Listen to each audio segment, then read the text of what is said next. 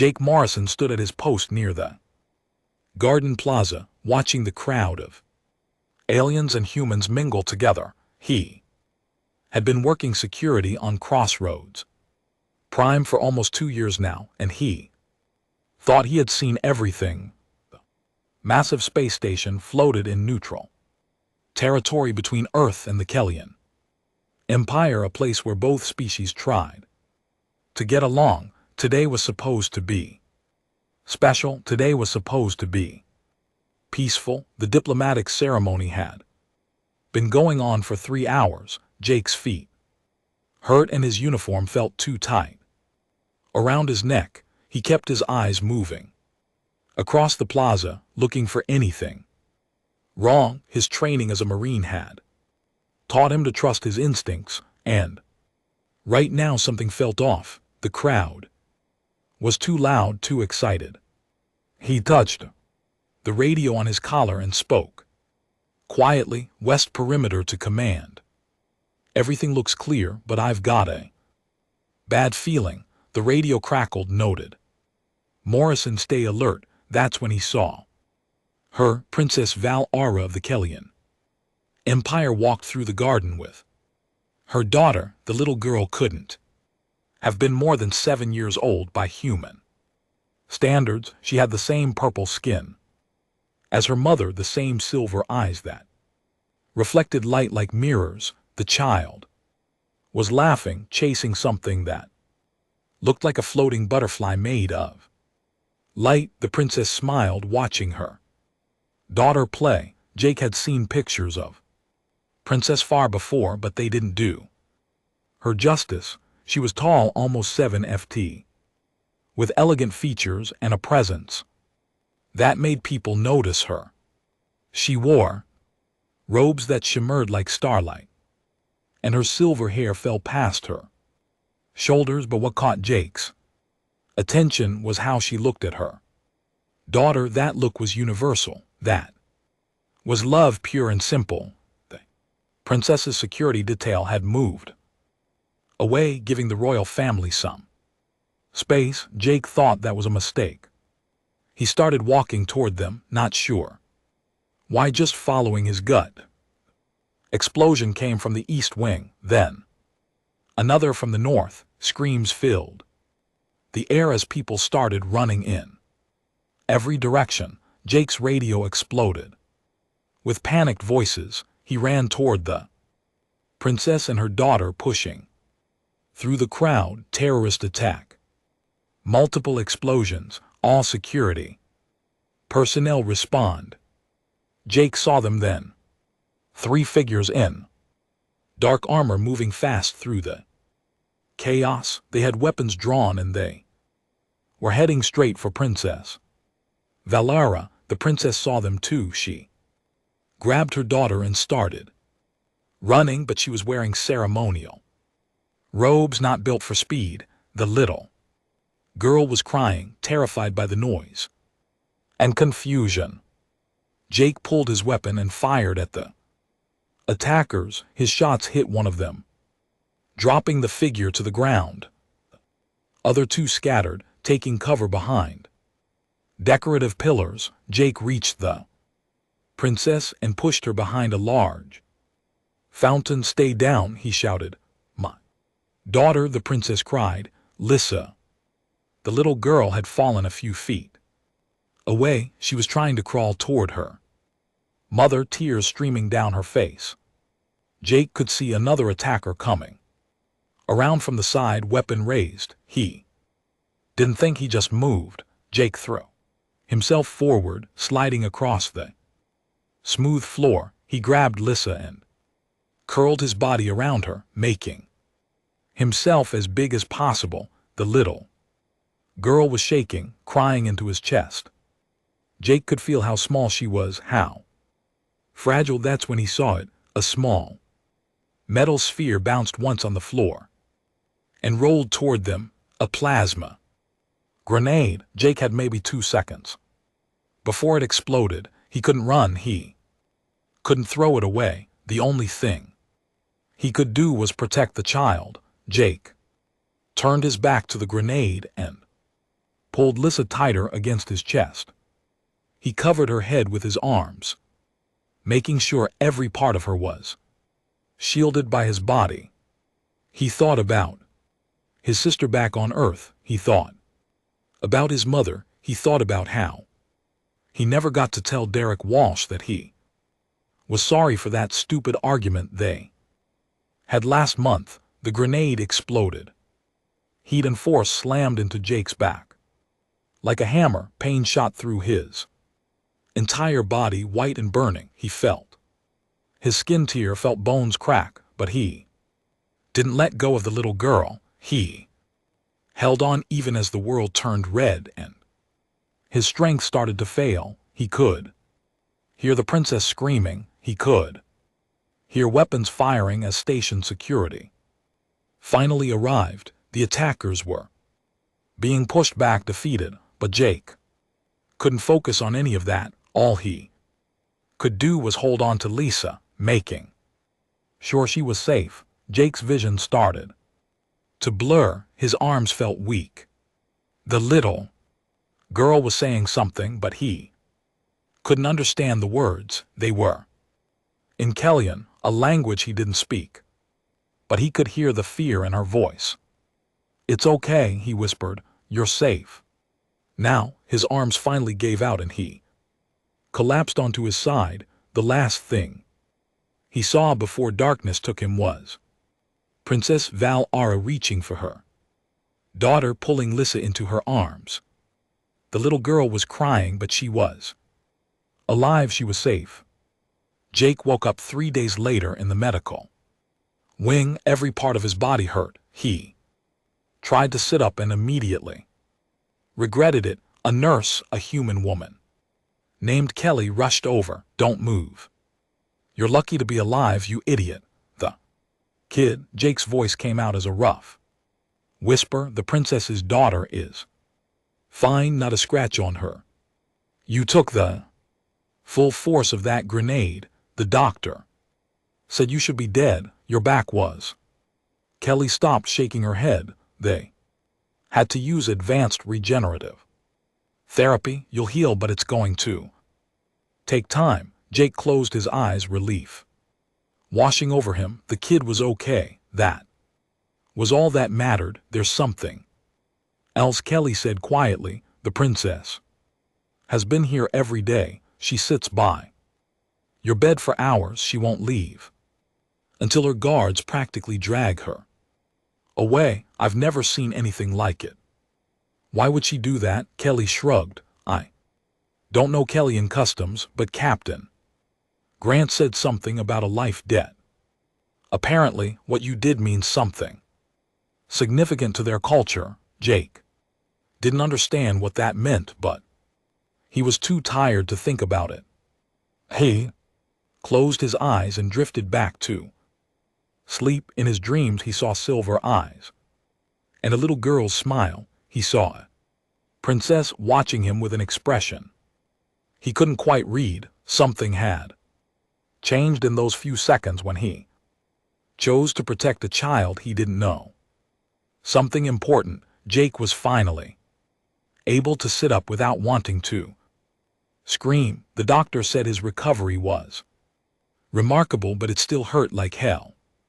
He was eating breakfast when Captain Lisa Grant walked into his room. She had that look on her face, the one that meant she was about to tell him something he wouldn't like. "Good morning, Jake. How are you feeling?" "Like I got hit by a truck made of explosions." Jake sat down his spoon. "What's going on, Captain?" Lisa pulled up a chair and sat down. She was quiet for a moment, choosing her words carefully. "What do you know about Kellyan culture?" "Not much. They're tall, they have purple skin, and they don't like humans very much." "That's putting it mildly," Lisa said, "but there's something you need to understand. In Kellyan society, a life debt is the most sacred thing that exists. When someone saves your life or the life of your child, you owe them a debt that must be repaid. I don't want anything from her. I just did what anyone would do. That's not how they see it. To the Kellyans, what you did was extraordinary. You put yourself between death and her daughter. You didn't hesitate. You didn't think about the consequences. You just acted. Lisa leaned forward. Princess Valara now owes you a life debt, and she's demanding that you let her repay it. Demanding. Can't she just say thank you and we call it even? It doesn't work that way. Debt must be honored or she'll be shamed in front of her entire empire. It's not optional. Jake, not for her. Before Jake could respond, the door opened. Princess Ara walked in, and the room suddenly felt smaller. She was wearing simpler clothes than before, but she still carried herself with royal dignity. Behind her, little Lisa peeked around her mother's legs, her silver eyes wide. Mr. Morrison, the princess said. Her English was perfect with just a hint of an accent. May I speak with you? Lisa stood up quickly. I'll give you some privacy. She left, closing the door behind her. The princess moved closer to Jake's bed. Lisa stayed close to her mother, one small hand gripping Ara's robe. The little girl stared at Jake with curiosity and something else. Recognition maybe, or gratitude. I have come every day to see you, Hara said. I needed to know that you would survive, that your sacrifice would not be wasted. I'm glad your daughter is okay, Jake said simply. That's all that matters. That is not all that matters. The princess's voice was firm. You saved my daughter's life. You put your body between her and death. In my culture, this creates a bond that cannot be broken. I owe you a debt of honor. You don't owe me anything. I do, and I must repay it. Valara took a breath. I am demanding that you come to Kelera, our home world. You will serve in my household as my personal guard and advisor. Jake stared at her. What? I can't just leave. I have a job here. I have a life. Your life is now bound to mine through the debt I owe you. This is not a request, Mr. Morrison. This is how the debt must be honored. She paused. In Kellyan society, only by serving in my household can this obligation be fulfilled. You saved my child. Now you must allow me to show my gratitude in the proper way. And if I refuse? Valara's expression darkened. Then I am dishonored. My house is dishonored, and the fragile peace between our people suffers because a human refused to accept Kellyan customs. Jake felt trapped. He looked at the little girl, Lisa, who was watching him with those big silver eyes. She looked so small, so innocent. He remembered how she felt in his arms, shaking with fear. He remembered deciding that her life was worth more than his own. How long would I have to serve until the debt is satisfied? It could be a year. It could be 10 years. It depends on many factors. This is crazy. This is honor. Valara said quietly. Please, Mr. Morrison, let me do what I must do. Over the next few days, Jake learned more about what accepting would mean. He would leave Crossroads Prime and travel to Kelera, planet no human had ever visited. He would live in the royal palace, serving as R's guard and advisor. He would be alone among aliens, the only human. The entire Kellyan Empire. Derek Walsh visited him one night. His old friend looked worried. Don't do this, Jake. It's a trap. They're going to use you for something. I don't think so. I've talked to Lisa. She says the life debt thing is real. It's a big part of their culture. And what happens if you go there and they decide humans aren't welcome after all? You'll be stuck on an Alien planet with no way home. Derek shook his head. Think about this. Jake had been thinking about it. He had been thinking about nothing else. But then Lisa came to visit him, holding her mother's hand. The little girl had learned a few words of English. Thank you, she said carefully, pronouncing each word with concentration. You brave, you saved Lisa. She smiled at him, and Jake felt his resistance crumble. This wasn't about politics or culture or debts. This was about a little girl who was alive because he had made a choice. And now her mother was asking him to make another choice. Okay, Jake said when Valara came to visit him again. I'll go with you. The princess closed her eyes, relief evident on her face. Thank you, Mr. Morrison. You honor my house with your acceptance. Call me Jake, then you must call me Aura. We are bound now by honor and debt. Formality between us is unnecessary. Lisa Grant gave him a small device before he left the medical wing. It's a communicator, hidden, encrypted. If anything goes wrong, if you need help, use this. We'll find a way to get you out. You think I'll need it? I hope not. But I want you to have it just in case. Lisa looked at him seriously. You're going to be the first human on their home world, Jake. That's a huge responsibility. Everything you do reflects on all of humanity. No pressure then, just be yourself. That's what saved that little girl. That's what impressed the princess. Lisa smiled. And who knows, maybe you'll help build a bridge between our people. Jake packed his few belongings. He said goodbye to Derek and to the friends he had made on Crossroads Prime. He tried not to think about how scared he was. He tried to focus on the fact that he was doing something important, something that mattered. Princess Aro waited for him at the docking bay. Lisa was with her, holding a small stuffed animal that looked like a cross between a bear and a rabbit. The little girl ran up to Jake and hugged his leg. You come home with us, she said happily. Jake looked at Valara and the princess nodded. Yes, she said softly, you are coming home with us. As Jake walked onto the Kelshan Royal cruiser, leaving behind everything he knew, he wondered if he was making the biggest mistake of his life, or maybe, just maybe, he was about to become part of something extraordinary. The Kellyan Royal cruiser was unlike anything Jake had ever seen. The walls seemed to glow with a soft purple light, and everything was built on a scale meant for people much taller than humans. The ceilings were at least 12 ft high, and the doorways made Jake feel like a child. He carried his single bag through corridors that curved in ways that made no sense to his human brain.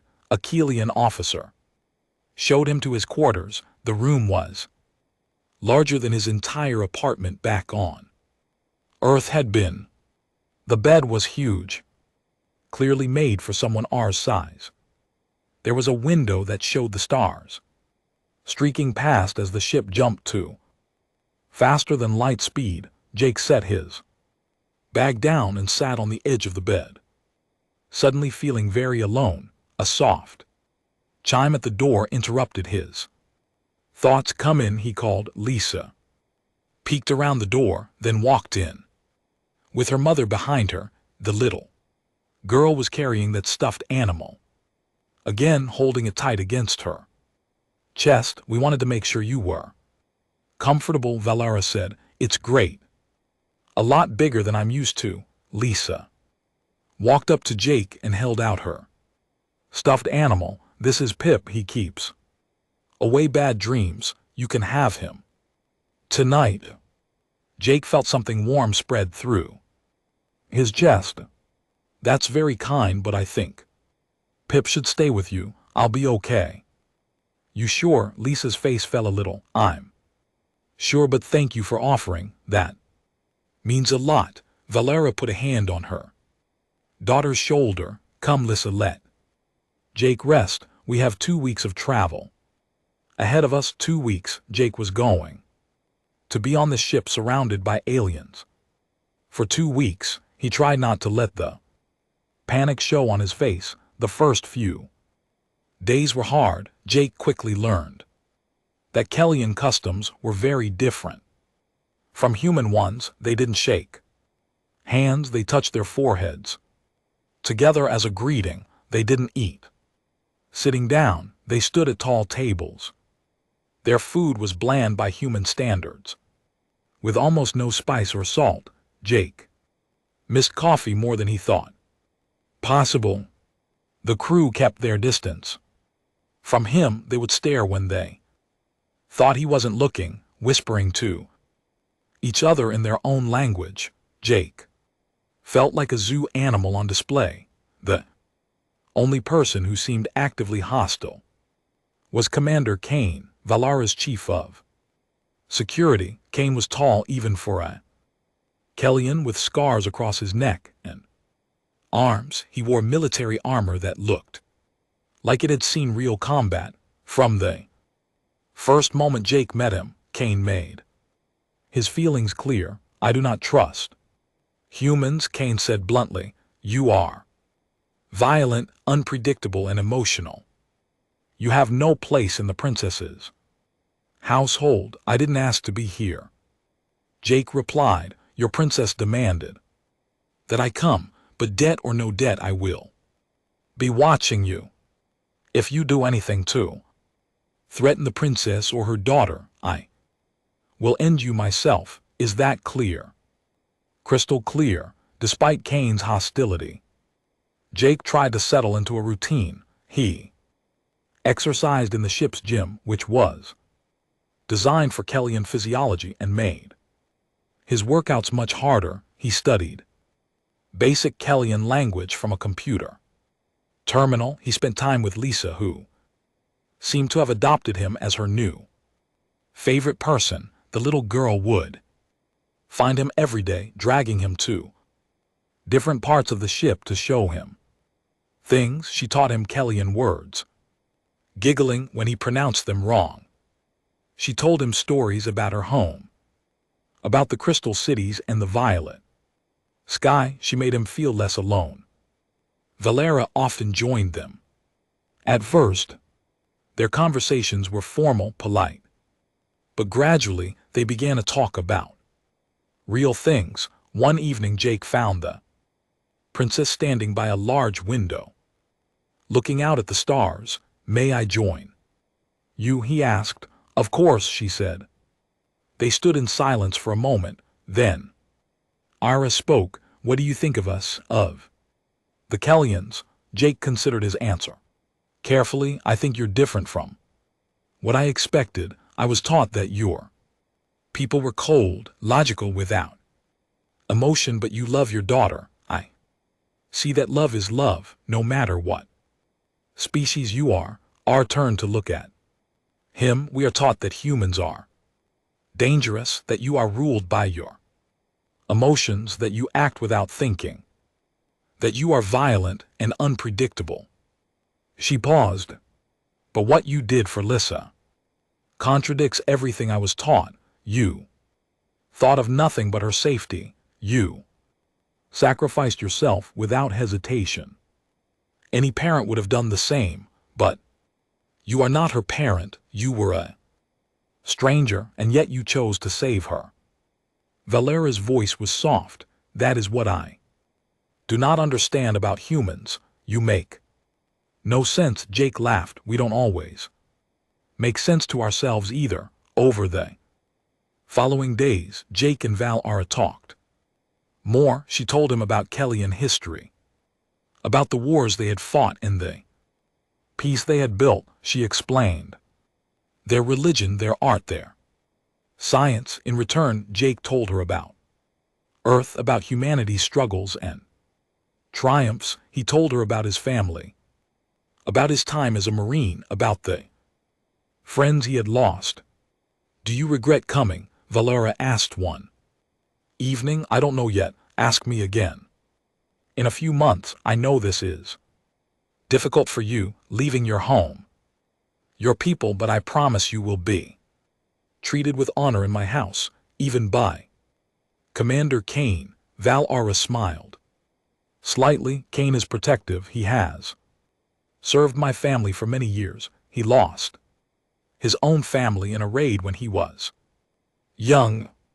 He sees threats everywhere now. I'm not a threat, I know that, and in time he will know it too. One night Jake couldn't sleep. He wandered the ship's corridors, ending up in an observation deck. To his surprise, Kane was there, standing at attention, watching the stars. I'm not here to cause trouble, Jake said. Just couldn't sleep. Kane didn't respond at first. Then he said, why did you do it? Why did you save the child? Because she needed saving. That is not an answer. You did not know her. You did not know the princess. You had no obligation to protect them, yet you risked your life without thought. Why? Jake thought about it. Because it was the right thing to do. Because she was a kid, and kids deserve to be protected. Because in that moment, nothing else mattered. You truly are impossible to understand.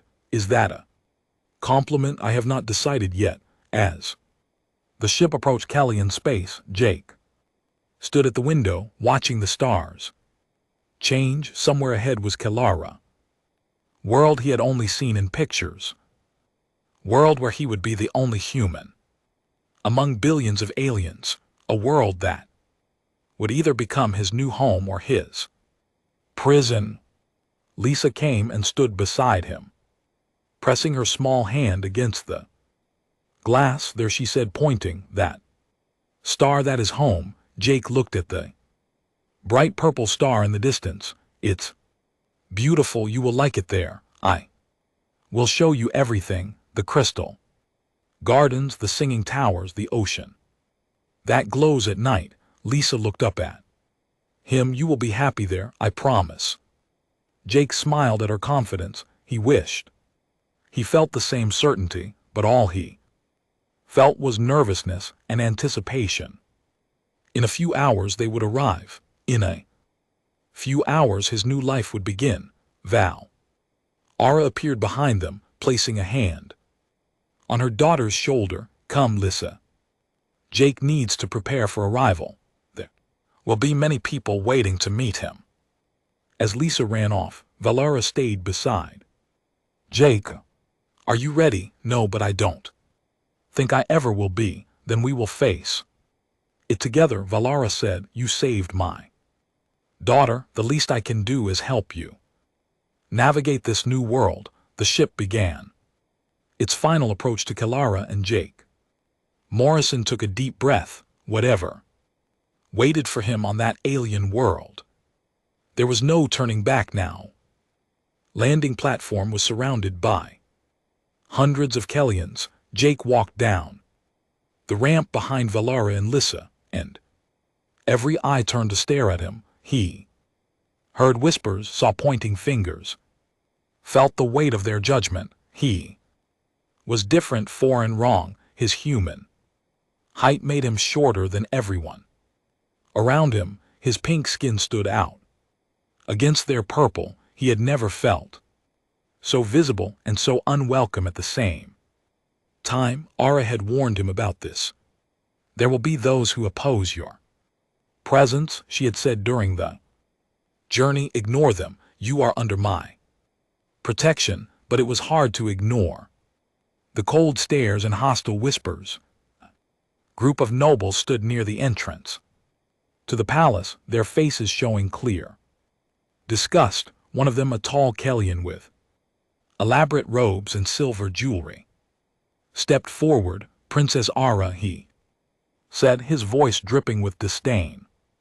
This is the creature you bring into our sacred halls. High Counselor Thrace, Valera replied calmly. This is Jake Morrison, who saved my daughter's life. He is hereby my demand, and he will be treated with the respect due to a hero, a hero. Thrace laughed, and several other nobles joined him. A primitive human cannot be a hero. They are violent, simple creatures barely capable of rational thought. Bringing one here is an insult to our traditions. Jake felt his jaw tighten, but he kept quiet. Valera had told him this might happen. She had prepared him for the prejudice, the hatred, but hearing it out loud still stung. The matter is settled, Har said firmly. Come, Jake, I will show you to your quarters. The palace was enormous. Crystal towers rose toward the violet sky, catching the light and throwing rainbows across.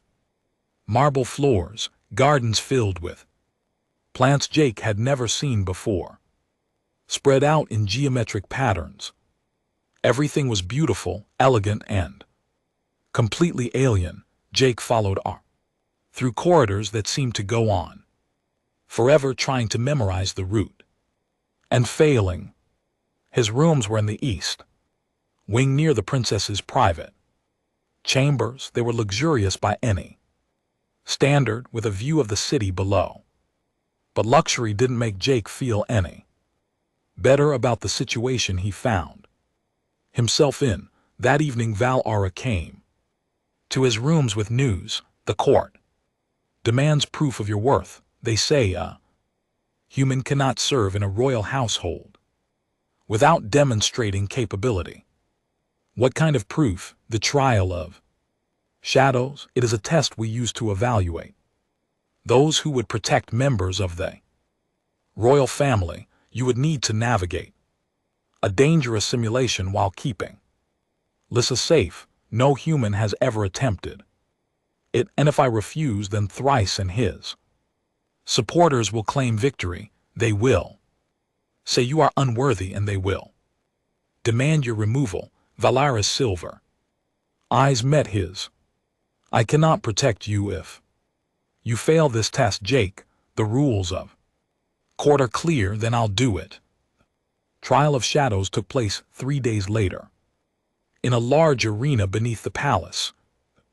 Seats were filled with nobles, all curious to see the human fail. Thrace sat in a place of honor, smiling like he had already won. Commander Kane stood near the entrance to the trial chamber, his face unreadable. Lyssa was brought to Jake, looking nervous. She knew this was important, even if she didn't fully understand why. Stay close to me, Jake told her. No matter what happens, I've got you. The trial began. The arena transformed into a complex maze filled with holographic threats. Creatures that looked like shadows with teeth jumped from the walls. Floors collapsed into pits.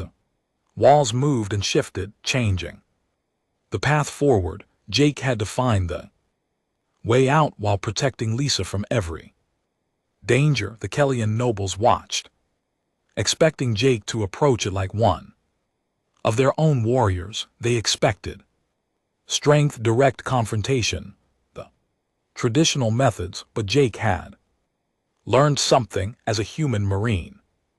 Sometimes the best way to win a fight was to avoid fighting at all. He used the environment against the shadow creatures, luring them into traps rather than fighting them head-on. When the floor started to collapse, he found handholds on the walls and carried Lyssa across the gap. When the maze shifted, he marked their path using small tears in his jacket, leaving a trail he could follow back if needed. How is he doing? That, Jake heard one noble whisper. He fights like a coward, another responded, but Jake wasn't fighting like a coward. He was fighting smart. Every decision he made was calculated to keep Lyssa safe with the minimum risk. He used misdirection, creative thinking, and tactics the Kellyans never anticipated because they had never needed to think that way. The final challenge was a massive shadow guardian. Blocking the exit, it was twice Jake's height with claws that could tear through steel. A Kelian warrior would have charged it directly, relying on strength and courage. Jake looked at the guardian, then at the crystal formations on the walls, then at Lissa. Cover your ears, he told the little girl. Jake grabbed a piece of broken crystal and threw it at another crystal formation above the guardian.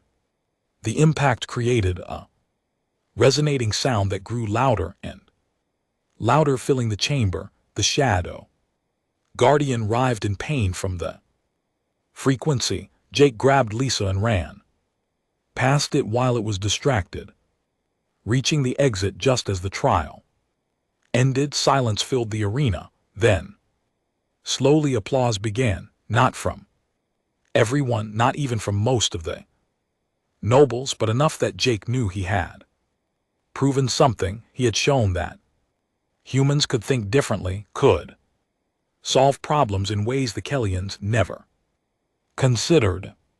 Commander Kane approached him as Jake set Lissa down. The little girl immediately hugged him, proud and relieved.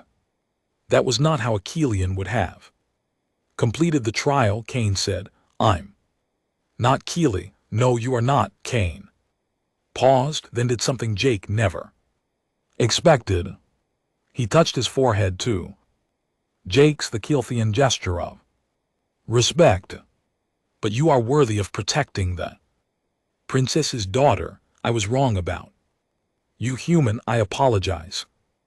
Over the following weeks, Jake settled into life at the court. He trained with Kane, learning Kelian fighting techniques while teaching the commander some human combat methods. He spent time with Lissa, who insisted on showing him every corner of the palace and city. He studied Kelian history and culture, trying to understand the people he now lived among, but not everyone was convinced. Thrace and his supporters continued to oppose Jake's presence.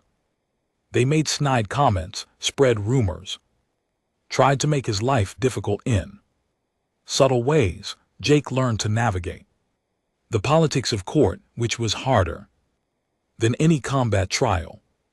One evening, Ara invited him to a private dinner in her chambers. It was just the two of them. Without servants or guards, she poured him a drink that tasted like honey and starlight. You have impressed many at court, she said. Even Kane respects you now, and his respect is not easily earned, but Thrace and his people still hate me.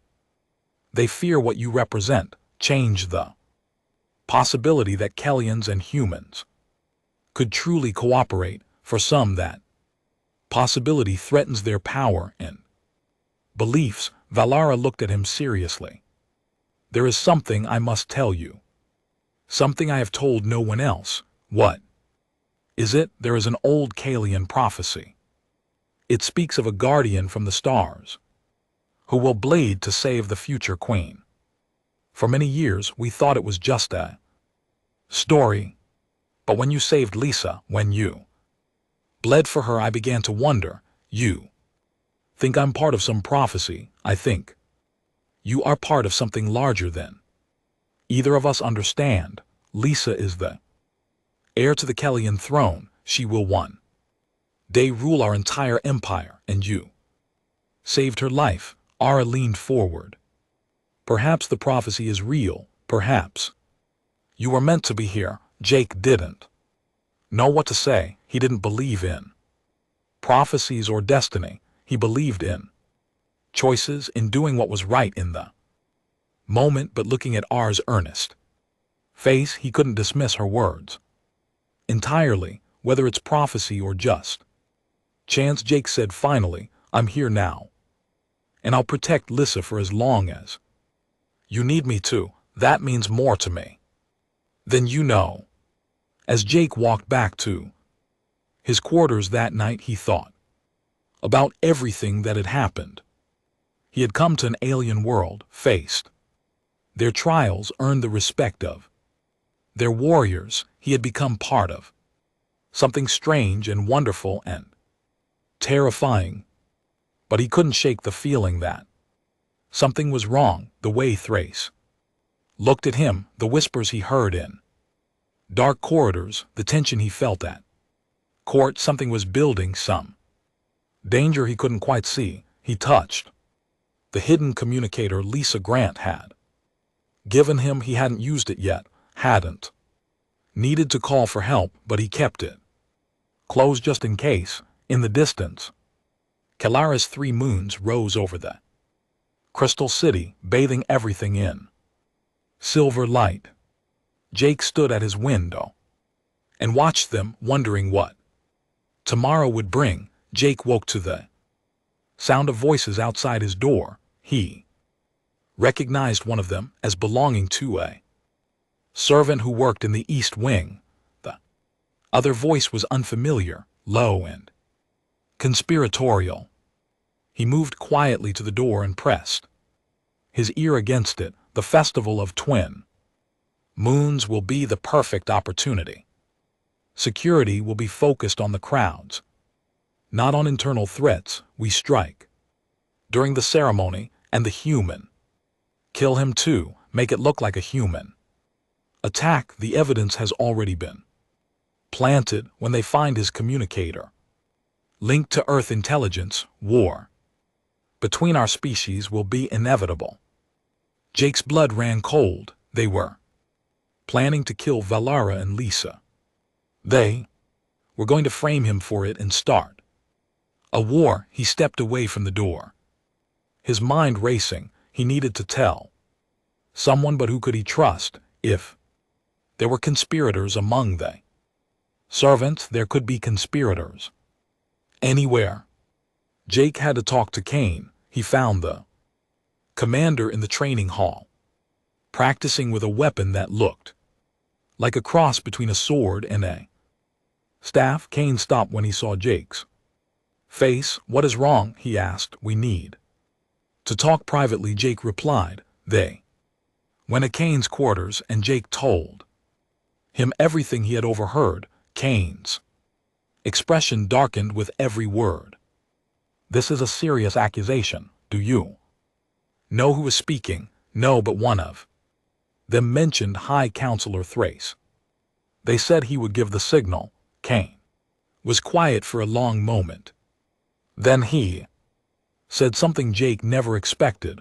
I believe you. You do? Jake asked. I have had my own suspicions about Thrace and some of the other nobles. They opposed the peace talks with humanity. They see the princess's friendship with you as a betrayal of Kellyan values. Kane began to pace, but without proof we cannot act. Thrace has powerful allies. If we accuse him without evidence, it could cause a civil war. Then we find proof. We investigate quietly. You would help me with this. Valara and Lisa are in danger. Of course I'm going to help. Kane studied Jake's face, then nodded. Very well. We worked together over the next few days.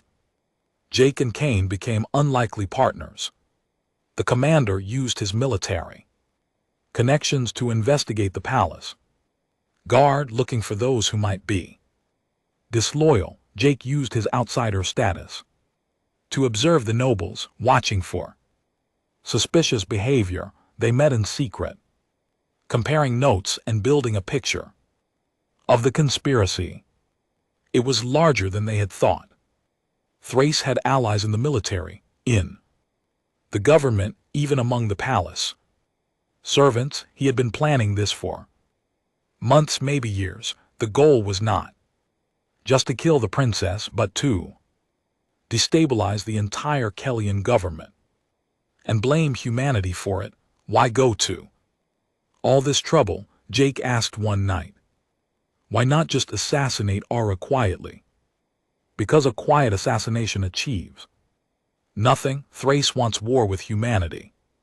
He believes your people are a threat to Kellyan dominance in this sector of space. If he can make it look like humans killed the princess, he can rally the entire empire to his cause, and once the war starts, he sees his power in the chaos. Exactly. The festival of twin moons was only 3 days away. Jake and Cain still didn't have enough evidence to arrest Thrace, but they had identified most of his co-conspirators.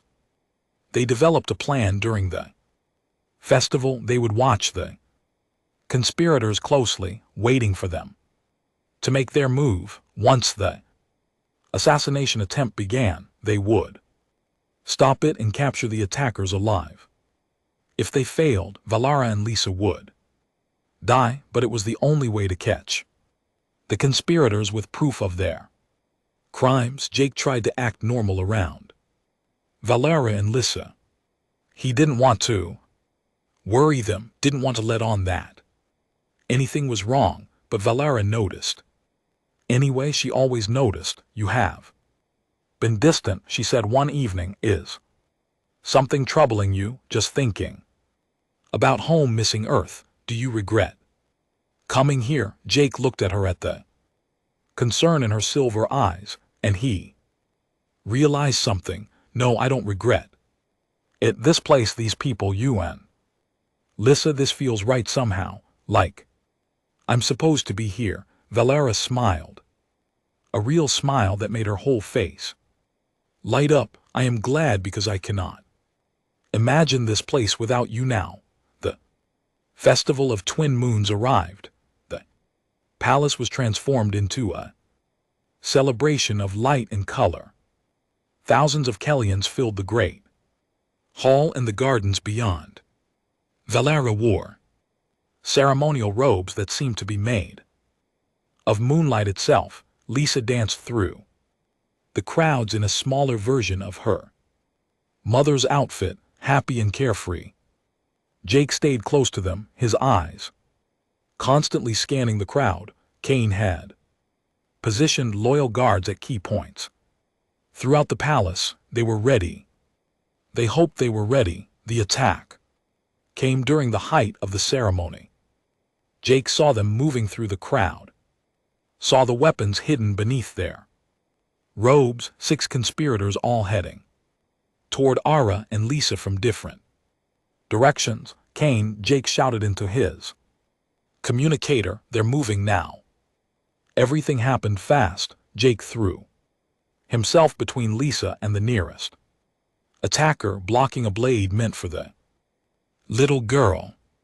Cain appeared from the crowd, his weapon drawn, engaging 2 conspirators at once. The loyal guards rushed in, but they were outnumbered. The conspirators had brought more people than Jake and Cain had anticipated. One of the attackers got past Jake's defense. The blade was aimed at Lisa's heart. Jake didn't hesitate. He grabbed the attacker's arm and took the blade in his own shoulder instead. The pain sharp and immediate, but he didn't let go. He held on, keeping the attacker away from Lisa while his blood ran down his arm. Valara was fighting too. Jake had never seen her in combat before. She moved like water, graceful and deadly, her own blade flashing in the festival lights. She cut down 2 attackers who tried to rush her daughter, her face showing a fury Jake had never witnessed. The battle lasted only minutes, but it felt like hours. When it ended, all 6 conspirators were captured or dead. Jake collapsed to his knees, his shoulder bleeding badly. Lisa ran to him crying, pressing her small hands against his wound. You are hurt. You are hurt again. Because of me, Jake said, though the pain made his vision blur. You're safe. That's what matters. Cain immediately began interrogating the captured conspirators.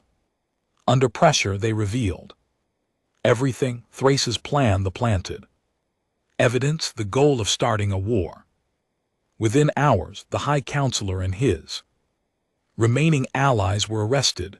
The conspiracy was broken. Jake woke in the medical wing again, his shoulder bandaged. Ara sat beside his bed, her hand holding his. She looked tired, like she hadn't slept in days. You saved her. Again, Valera said softly. Twice now. You have bled for my daughter, twice you have put her life before your own. I told you I would protect her. The debt I owe you now can never be fully repaid. You have saved not just Lissa but our entire empire. Thrace would have plunged us into a war that would have destroyed both our peoples. Ira stood and walked to the window. When she spoke again, her voice was formal, carrying the weight of royal authority. Jake Morrison, I am making an announcement tomorrow. I am creating a new position within the Kellyan government. You will be the first human ambassador to our empire, a position made specifically for you. You will help us build true understanding between our species. Valera, I'm not a diplomat. I'm just a security guy. You are more than that. You are a bridge between our worlds. You have shown us that humans are capable of honor, sacrifice, and courage. You have earned the respect of our people through your actions. She turned to look at him. The debt of honor that brought you here has become something else. It has become friendship, partnership, trust. Over the next few weeks, Jake's new role took shape. Captain Lisa Grant and Derek Walsh arrived as the first human diplomatic delegation, shocked to find Jake alive and honored by the Kellyan Empire. The news spread quickly through human space. The man who had saved an alien princess was now building peace between two civilizations. High Counselor Thrace and his conspirators were tried and convicted. The evidence of their plot was made public, and the Kellyan people responded with outrage. Many who had opposed human contact now saw how close they had come to a manufactured war. Opinion began to shift. Jake stood on a balcony overlooking the Crystal City one evening, watching the twin moons rise. Lisa found him there, as she often did. She had started calling him Uncle Jake, which made him smile every time. Are you happy here? She asked. Yeah, Jake said, surprised to realize it was true. I think I am. Good, because I would miss you if you left. Ara joined them, standing on Jake's other side. The three of them watched the moons together, bathed in silver light. I have been thinking about the prophecy, about the guardian from the stars who would bleed to save the future queen. Perhaps it was not about destiny. Perhaps it was simply about choice. You chose to save Lissa. You chose to come here. You chose to protect us again and again. I just did what felt right. That is what makes you extraordinary. You do not think about politics or prophecy or consequences. You simply do what is right. Valera looked at him. That is what humanity brings to the universe. Not superior technology or military might, but the willingness to sacrifice for others, even strangers. That is your strength. Jake thought about everything that had happened. The attack on Crossroads Prime felt like a lifetime ago. He had been a different person then, just a security contractor doing a job. Now he was an ambassador, a friend, a protector. He had found a new home among the stars with people who had once been strangers and were now family. Lisa grabbed his hand and her mother's hand, linking them together. We are together now, she said simply. That is how it should be. As the twin moons rose higher, casting their light across the crystal towers of Kathara, Jake Morrison, smiled. He had traveled farther home than any human before him. He had faced danger, prejudice, and conspiracy. He had bled for people who were not his own species, and he had helped build something beautiful, a bridge between worlds, a friendship between species, a hope for the future.